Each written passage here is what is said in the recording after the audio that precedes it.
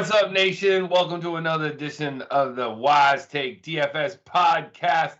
I am your host, Patio Joe. You can follow me on Twitter at Patio Joe Ref. And I'm joined here once again with my co-host, Mr. Paulie D. You can follow him on Twitter at Paulie8Ds. What's going on, Paulie? What up, man? Happy Thanksgiving. Your co-host who blows the most, you know. In more than one way. Happy Thanksgiving to you.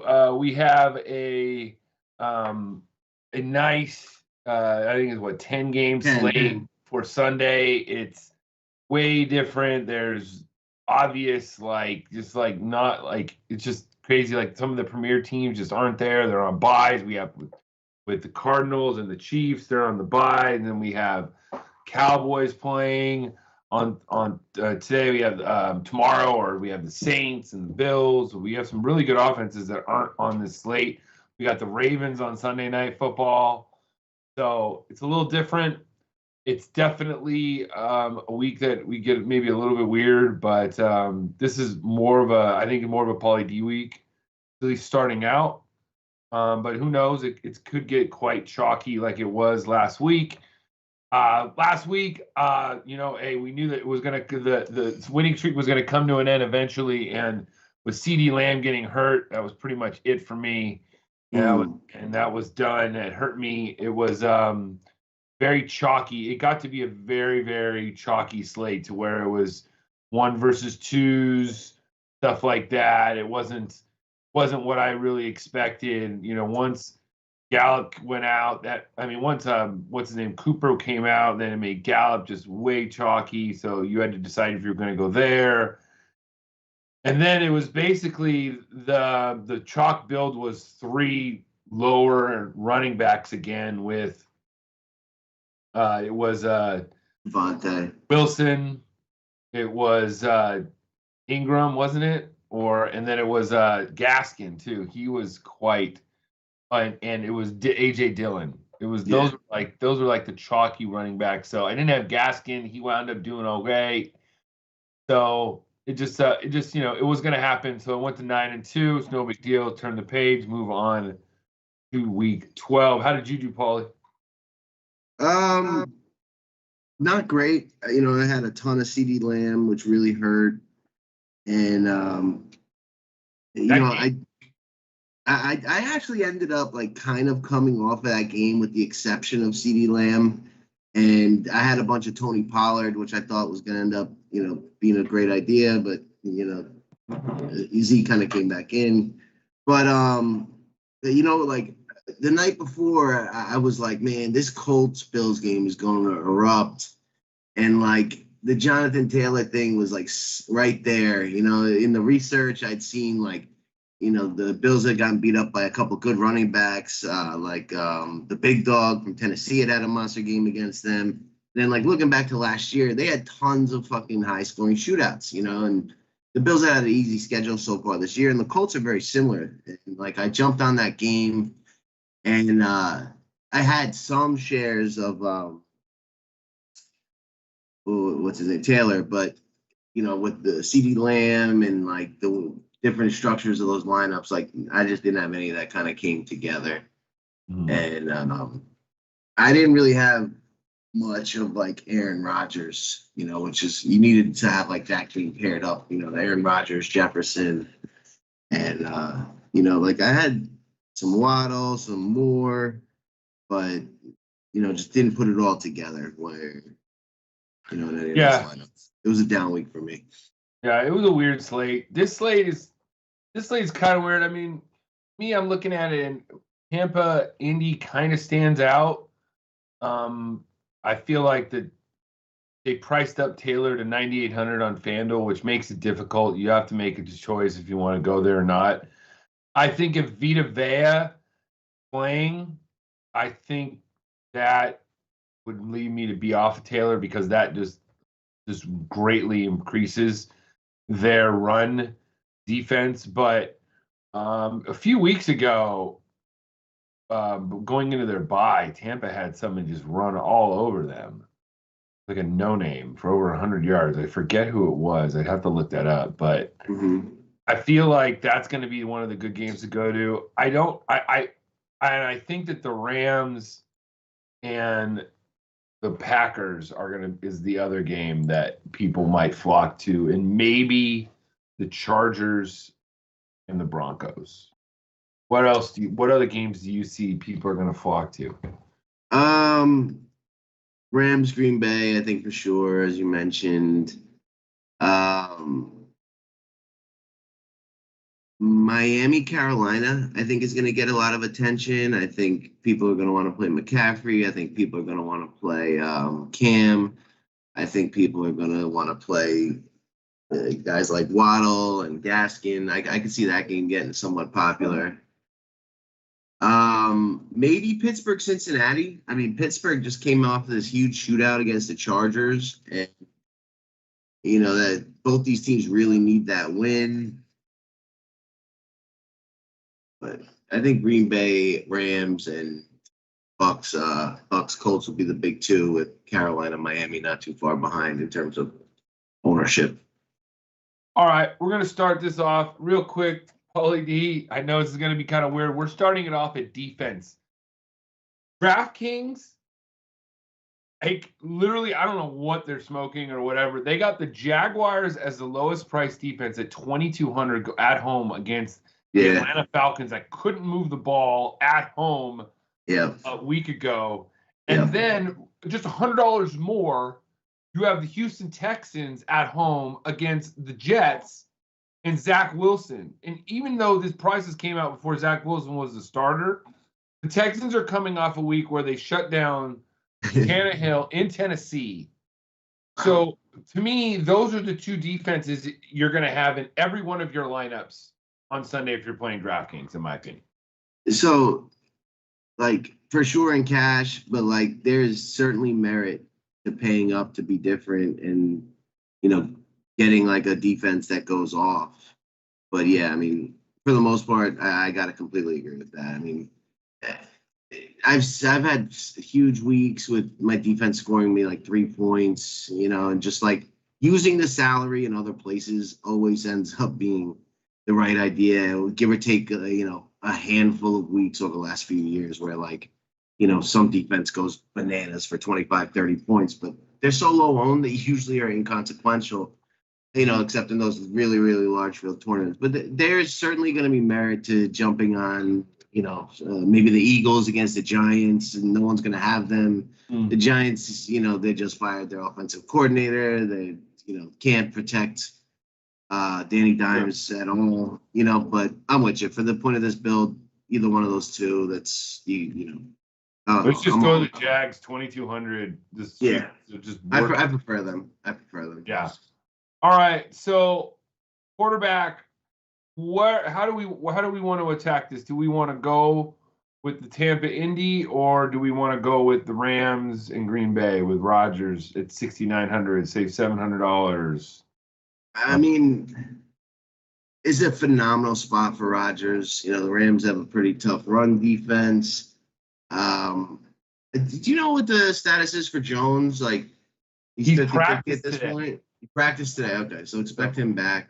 That would kind of take me off of Rodgers a tad. And not I'm not going to play him at all. But if he was going to be out, this was just such a funnel situation for Rodgers to throw 3-4 plus touchdowns. I think Justin Herbert at 6,600 is a tremendous value. Yeah, certainly underpriced. Everybody's underpriced on the slate, give or take a few people. But I think Cam Newton is really interesting against Miami. Their defense is terrible.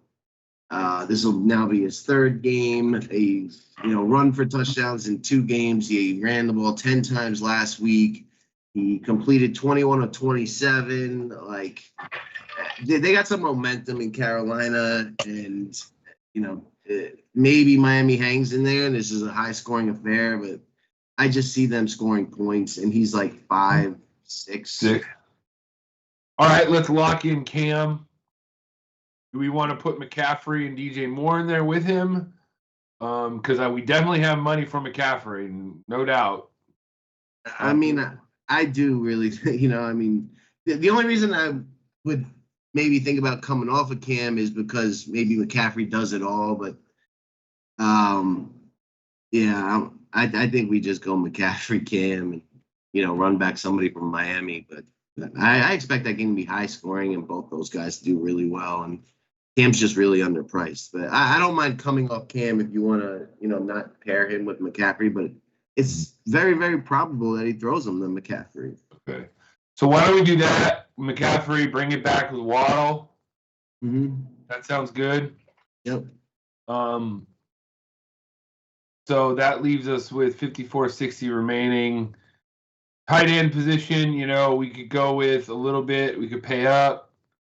We could go with kind of a sneaky play, or like kind of, I don't know if he's sneaky, but he's getting a little pub, is Evan Ingram. Why is he getting pub? Because the Eagles have given up like a touchdown to a tight end like the last 6 weeks in a row or something. Oh, okay. So the Eagles have just been terrible against tight ends the last like 6 weeks.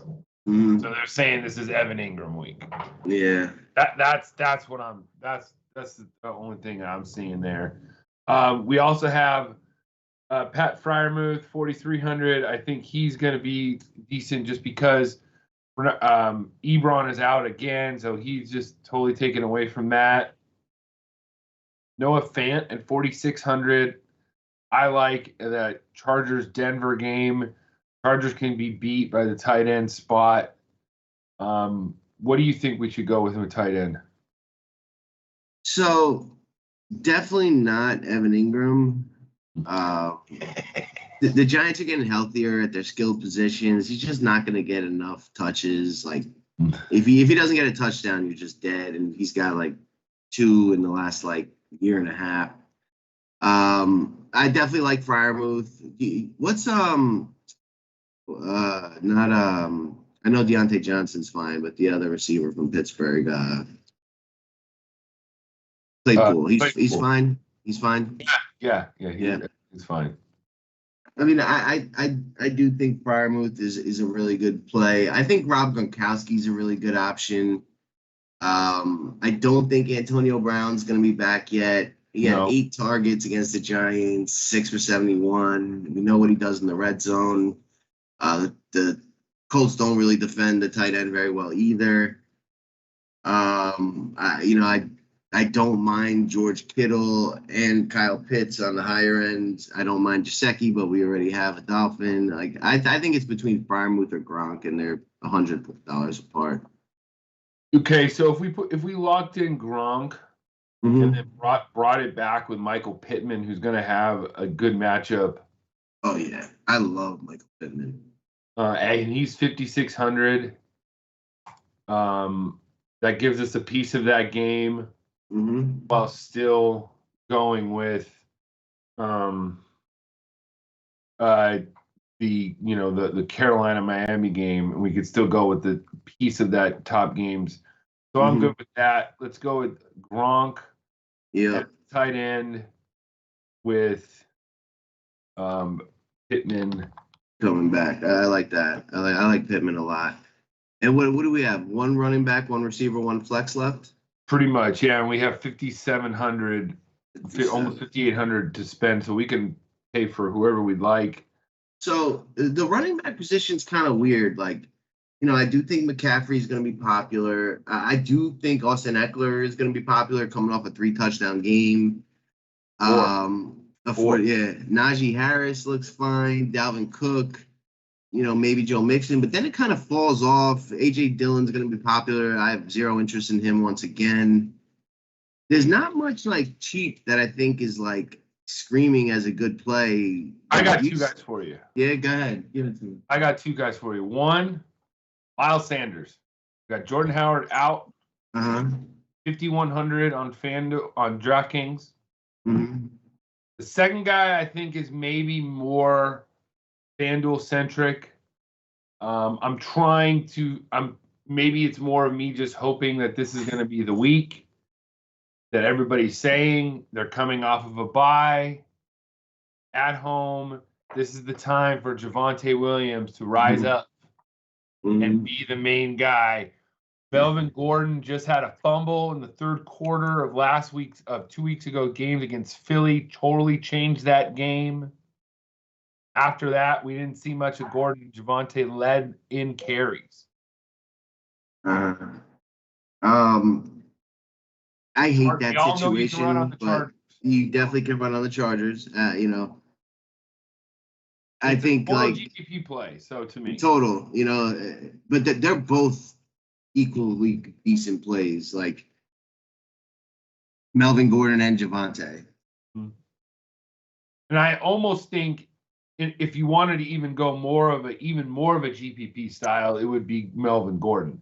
People don't want to play Melvin Gordon. I know, and it's like a revenge spot, and he's getting the password. And he always seems to get like a touchdown. It doesn't matter what he does, he'll get a touchdown. I know. So it's like I almost, as much as I want Javonte Williams to run for 150 yards against the Chargers and 2 touchdowns. That's what I want. I think all of fantasy football wants that. But we don't. But Melvin Gordon just, I'm still here. Yeah, he'll probably end up doing it. I hear you on the Miles Sanders. He came back from injury, got 16 carries. I don't love that, but I wouldn't fight too hard. No Jordan Howard. Yeah. I hear that. Do you have any interest in Saquon Barkley at 6'3" on the other side of that game?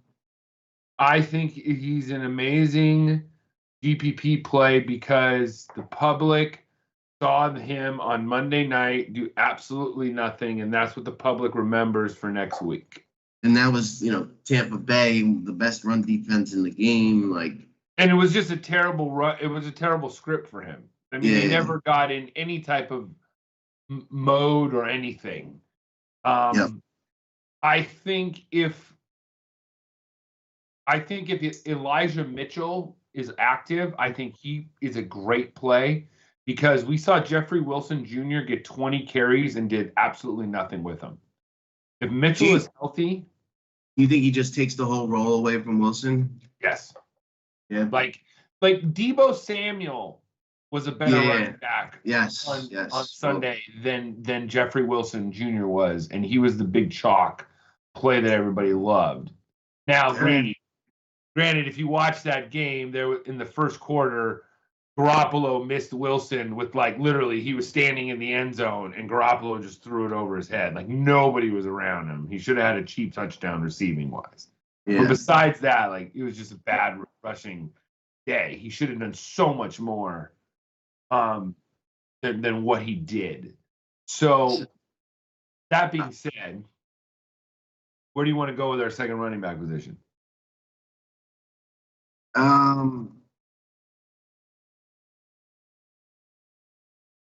Saquon. Yeah, I think that's a really nice contrarian play, and the Giants always get up to play the Eagles. They're at home. They just fired their offensive coordinator. I think they will actually show up, and their offense is good. It's just a matter of protection. I think that's a really nice contrarian play. You're getting a guy who should be 8-9K for 6'3" at low ownership. You kind of can't pass that up. Now, do we want to bring it back with Devonta Smith at 6,400 or Miles Sanders at 5,100? Man, I do love the way Devonta Smith has looked lately. Beatable secondary. Yeah, very beatable secondary. Yeah, I'm fine with that. And that, that's a nice little contrarian piece to this lineup. And then that leaves us 4,600 for a flex spot. At that point, we're probably just looking at, best player on the board, what we want. There's not much down there. But I actually have a lot of interest in he's 41. I like Marquez Valdez-Scantling against the Rams. Yeah. I was looking at him too. Yeah. All it takes is one, and he makes his value. And he got 10 targets last week, and the Rams, their defense got exposed by the 49ers 2 weeks ago. They can be thrown on for sure. We'd probably have to upgrade a defense or something in that case, but I'm totally fine with that if you are. Yeah, I mean that leaves us an extra 500 to upgrade a defense that's 2,700. That means we're looking at defenses like the Steelers, Bengals, Broncos, Packers. I mean, I'm looking at all defense, and I still like. I know ours Houston and better. Jacksonville the best. They still have the best matchups. Yep.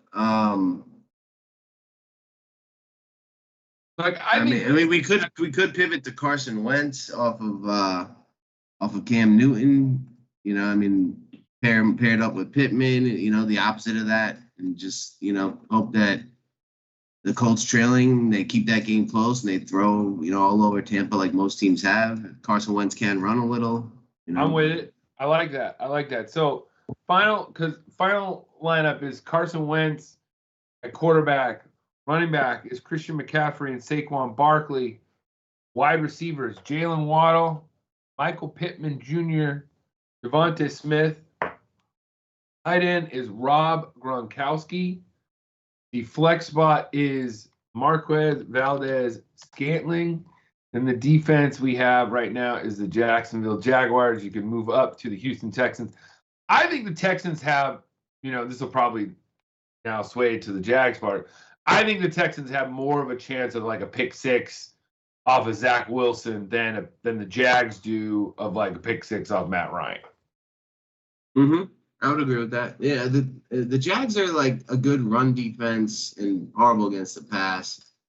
And I honestly don't know what Houston is, but I would agree with that. They had 4 picks last week, right?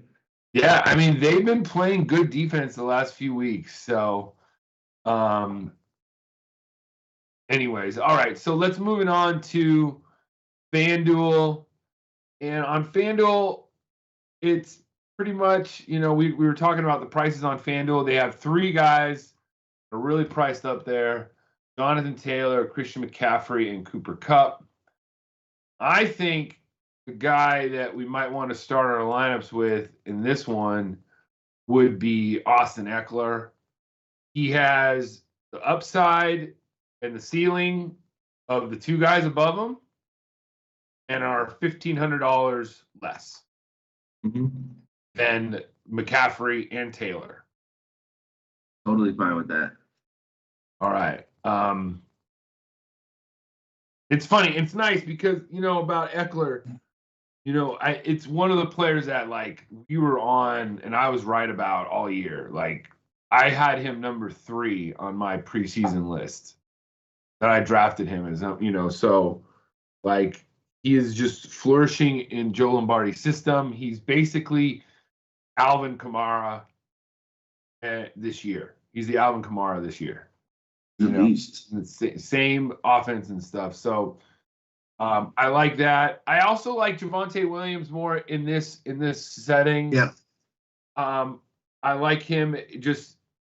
I think he is a little bit less than Gordon. He's $600 less than Gordon in this setting. So I want to go with the double running back in this lineup with Eckler and Javonte Williams.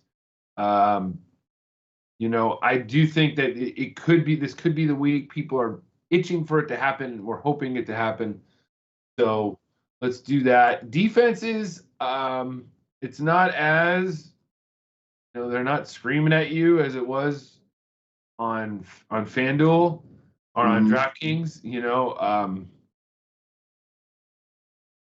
The Houston Texans, let me put it this way. This is why we should lock in the Houston Texans or the Jags on FanDuel. The Texans are 4,900, the second highest priced defense.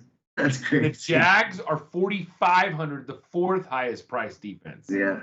Like, FanDuel actually, like, did it right. Yep. Completely agree. So defense is tough, actually, right now. Like, on FanDuel, yeah, it is. It's very tough. I almost feel like the Eagles are, like, the best, like, kind of spot for their price. Maybe Miami, and I know you're more into Cam, but Miami defense plays good at home. Remember what they did just 2 weeks ago to Lamar at home. I agree. I don't mind that at all. And, like, Cam can make mistakes, fumble, whatever, pick sixes. His arm's not that great. You know what I mean? The wheels could come off real easy. What do you think about the Bengals? I could see that happening too. Like they're at home. Ben had his best game against a really bad Chargers secondary. Yeah, and the first time they matched up, the Bengals had 4 sacks, 2 picks. Hmm. You know, they're cheap. I think they'll, I think Ben Roethlisberger is going to get sacked a bunch of times. If they fall behind, he could make mistakes trying to, catch up. It's viable. I mean, So I think we should either go Miami or the Bengals. I like that. All right. Okay. I like that. So those are our two defense. Right now, I got the Bengals in there with Eckler and Javonte. Quarterback, the quarterback position, we got, Jalen Hurts is leading guy at 8,400. I think in the cash game setting, he's going to be Mr. Popular, as well as Brady. Another reason why maybe you want to play Cam on DK, 1,000 on FanDuel. So that kind of shows you like the price discrepancies. That's where you like to kind of get your edge there, because obviously one side is tremendous value. So quarterback here, like I kind of like Brady in the dome. I don't, I kind of like that. Pairing him with, one of his receivers. Probably Mike Evans, because he's probably going to be going against Rock Ya-Sin, which we pick on him. Where do you think we should go with quarterback here with this lineup?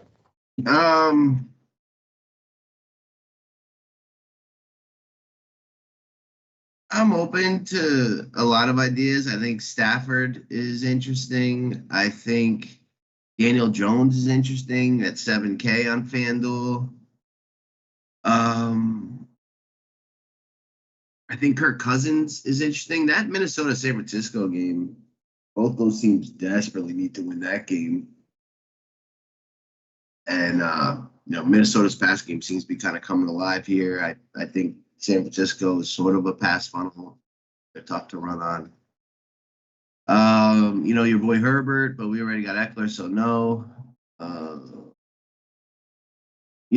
If we got the money, I'm fine with the Brady or a Stafford. If not, I like Danny Dimes down there or Joe Burrow at 7-1.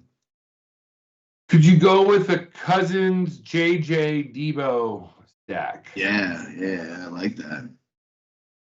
Let me see how that fits. I am just like blown away impressed with Deebo Samuels right now. And like the 49ers coach, he really is brilliant. Like I got a chance to watch a lot of their last game, and like they're doing so much motion pre-snap, like getting guys the ball in winnable situations all over the field. Like Deebo Samuels is electric, and they know it, and they're getting him the ball in like as many positive situations as they can. And like the ceiling is just so high. If he's getting that many carries on top of the pass game work, like they controlled that whole game against Jacksonville, so they didn't have to throw much. But against Minnesota's kind of like heating up right now. Like you got Jefferson, playing at the top of his game. You got Cook healthy. You got, they're coming alive. They're gonna make a push to make the playoffs. They could lead and force San Fran into throwing a bunch. I'm interested in that game, and I love Deebo Samuels. And both sites have priced him well that he's never going to be popular this expensive. Mm-hmm. I like that. So I got Cousins, Jefferson, and Debo. That leaves us with a wide receiver, tight end spot, and a flex with 6,300 left. So we can, pretty much pay let's grab our boy Valdez-Scantling. All right. Well, he's way down there. He is at 5,600. He's priced a little bit higher up on FanDuel than you would think. So at tight end position, we could go with go with Tyler Higbee. If you wanted to go with a correlation play with that game with Valdez-Scantling, you could go with George Kittle, double up on the Minnesota San Francisco game. You could also go with Tyler Conklin at 5,300 if we wanted to go with that, or Fant or Cook. Where do you want to go? Or we could just go one off too. What's your thoughts on Kyle Pitts? Nobody's gonna play him.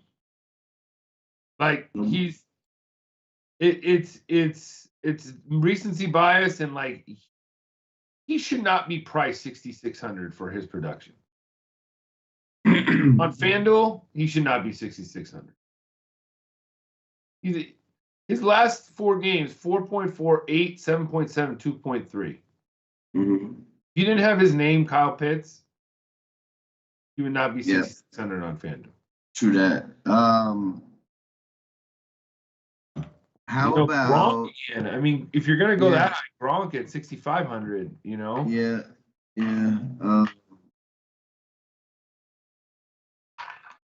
I'm a little bit lost at tight end. I mean, Tyler Higbee, that's like difficult for me with now they got another weapon in that offense that's going to command the ball. Gesicki feels a little bit expensive on FanDuel, but we do like that, we have Waddle on the DraftKings team. Like, if it's not Waddle, it's obviously Gesicki. Man, it is ugly over here. What's your thoughts on like Dan Arnold against Atlanta? I mean, he got blanked against San Fran. Yeah, he got a total 0. Like wheels fell off that last week. I mean, it was weird. Freiermuth is, I wouldn't mind playing him even though we have the Cincy defense either. Yeah, I don't care. Yeah. Dude, I think Freiermuth is like a legit talent. He's the type of guy that Roethlisberger likes to throw to, and I think he's just going to continue to improve. Like, I think he's on like a George Kittle type path. All right, then that leaves us with $8,100 in the flex, and that really opens up a lot. We had it with Freiermuth. We could bring it back with Joe Mixon at $8K, it was almost like just a step below guys like Eckler and C-Mac and the guys. Or we can go with Dalvin Cook again, who's been pretty damn reliable at 8,100 and get a part of that game. But we already have like Cousins and Jefferson. Jamar Chase happens. Or we could go with Jamar Chase against Pittsburgh at 7,700 and then just upgrade that Bengals defense. Then just upgrade the Bengals defense somewhere else, or leave it. It doesn't matter. But yeah, it's funny. It's like a bounce back spot because when he didn't go for 30, he still scored a touchdown. Mm-hmm. Yeah. All right. So in that build, what we're gonna do is we're gonna come off the Cincy defense and move up to Miami at 3,400, and then that'll take us off with Freiermuth, and so it doesn't even that'll even less. So it's not a big deal. So we got Kirk Cousins at quarterback, Austin Eckler, Javonte Williams at running back. At wide receiver, we got Justin Jefferson, Deebo Samuel, and Marquez Valdez-Scantling. And then at tight end, Pratt Freiermuth, and the flex, Jamar Chase with the Miami Dolphins in the defensive spot. So, all right, let's go with the Vegas odds with our kind of our best bets now, Paul, and then we'll get out of here. Mm-hmm. We have, like I said, very weird slate tomorrow. Any of the games tomorrow you want to bet on, or do we want to just go on any good bets?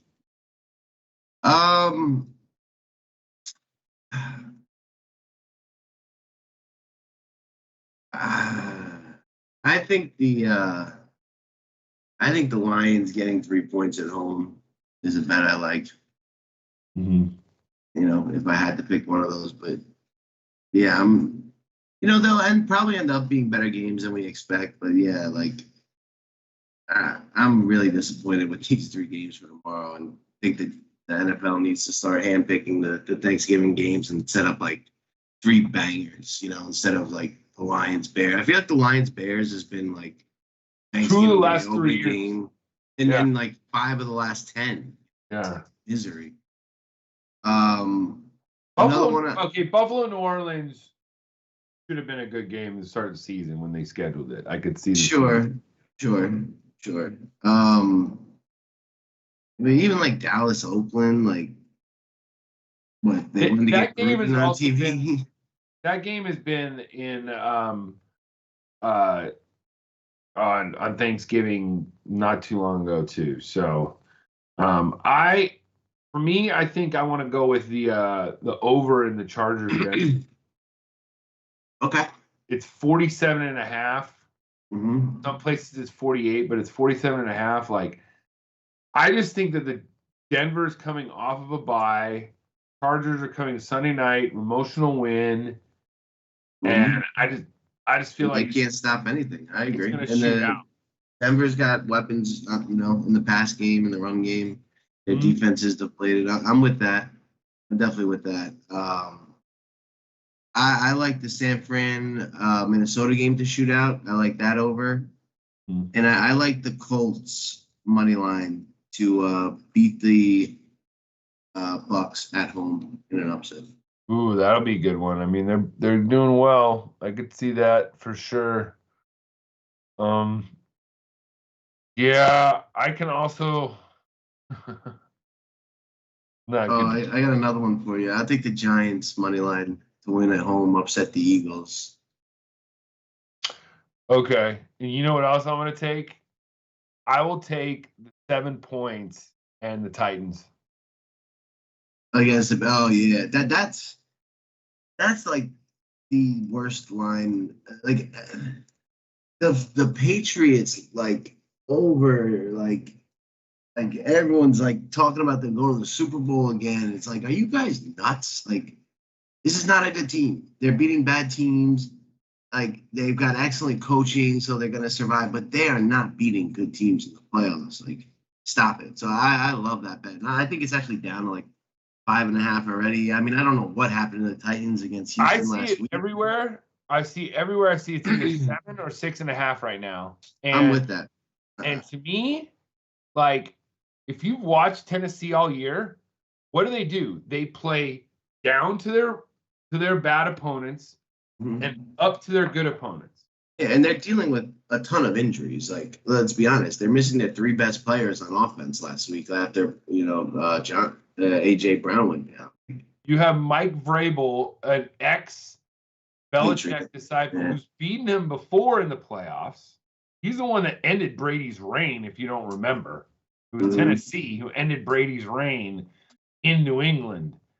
He after they lost that game, he went to Tampa. So, like, to me, man, I almost put all the money on Tennessee. Like, that is, to me, that's like my best bet, -7. I will take that. That is way too many points. I completely agree. Like, I think they win that game outright, but they could totally win that game outright. There's no way that's like a blowout game where the Patriots win 7+, like running away. Like, how? That's insanity. I mean, you're talking about this. They're talking about in the chat is because the Titans' offense is awful. That's right, but 2 weeks ago, they were on a Sunday night football game with no Derrick Henry. They had A.J. Brown. They didn't, Julio, whatever. Okay, like, they went into L.A. and they just kicked the living shit out of the Rams. Yeah. Like, it was like, what in the hell are we watching here? Yeah. So to me, it's like, and then it almost was predictable that they were going to lose to the Texans last week. Just they played down. They lost to the Jets earlier in the season. They played down to their opponents.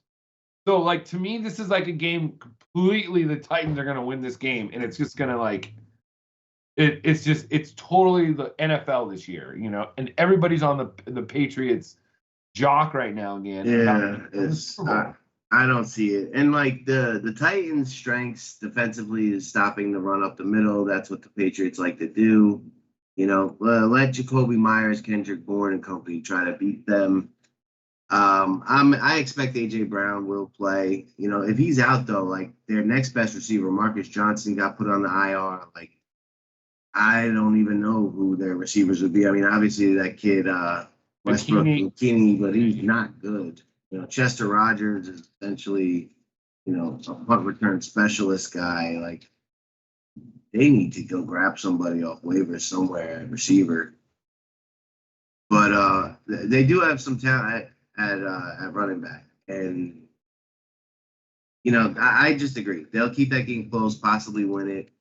The Patriots are extremely overrated. Dontrell Hilliard ended up getting 10 targets, 8 catches last week for the Titans. If A.J. Brown is out, he could be a sneaky value play in GPPs. All right, that's going to do it for the Week 12 NFL DFS Wise stream. Be sure to join the Wise Take Nation. Hit promo code NFL20. You're going to get all of our articles and stuff. Paulie D and CK will have a little bit of write-up for the Thanksgiving slate, so which is very dull. You know, believe it or not, I could see the Lions winning the first game just because why not? You know, the Bears, this could be Nagy's last game. You think this is going to be Nagy's last game? If they lose, for sure. And probably, like, they got to move on from him. They've got some nice young talent. And they need a fresh start with that. Like, when you have youth like that, you're going to go through ups and downs, and the downs are going to be so rough on Nagy. You just got to cut bait. And I don't think he's that good of a coach, personally. Like, I think it's time because they've got some good young talent. They got running backs, receivers, quarterback. Like, they need to replace that guy. But if he loses to Detroit on Thanksgiving, like, he's done. And I really think the Lions are going to win that game. Like, the Lions head coach knows how to motivate people, and I could see, like, once it goes south for the Bears, it'll just go very south.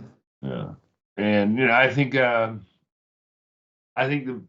Cowboys are going to win, beat the Raiders, and then the Bills are going to come back and put on the effort and beat the Saints. So I think that'll be a close game, the Saints-Bills game, but I do think they'll win. I do like Hawkinson a lot for DFS tomorrow. I think he'll be, like, extremely low-owned, and with Goff playing, I think he's, like, a really sneaky DFS play. And there's not much, though. Like, it's a brutally ugly slate. Yeah. All right, so good luck to all y'all doing the slate, and be sure to check out for our articles coming up on Saturday. I will have the cash game breakdown, and Paulie will have his GBP breakdown. Of course, we have CK's course. So for Paulie D, you can follow me on Twitter at PaulieDs. I am Patio Joe. The Wise Take Nation wishes you all a very happy Thanksgiving. And as our man CK says in the back, good luck.